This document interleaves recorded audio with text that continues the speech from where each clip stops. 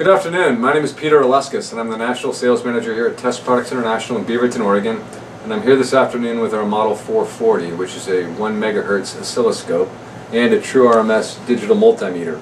And what I'm here to show you this afternoon is how you can use a Model 440 to diagnose power quality. So what we're going to do, I've got this device set up to my little switch device here, and I'm going to be able to show you basically what a sinusoidal waveform looks like, and then what a sawtooth waveform looks like, and how those images can be depicted here on the Model 440. So first I'm going to show you the perfectly asymmetrical sinusoidal waveform. So I'm going to move this to AC volts, turn my power source on, and as you can see there on the display, what we have is a perfectly sinusoidal waveform. So the peaks and the valleys are mirror images of each other,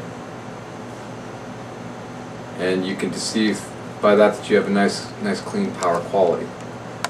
Now what I want to show you is what can happen when you have an interference from other electronics and or logic controllers and things of that nature. So I'm going to turn this switch off, and I'm going to turn it on to the dimmer mode, and watch as I turn this unit back on how that waveform appears all jagged. So that's real important when you're diagnosing power quality, to make sure that you have a perfect sinusoidal waveform. If you're working on different types of electronics, programmable logic controllers and things of that nature, you need to have a sinusoidal waveform or things won't work right. So this is a nice instrument to do those tests, to take a look at the power quality.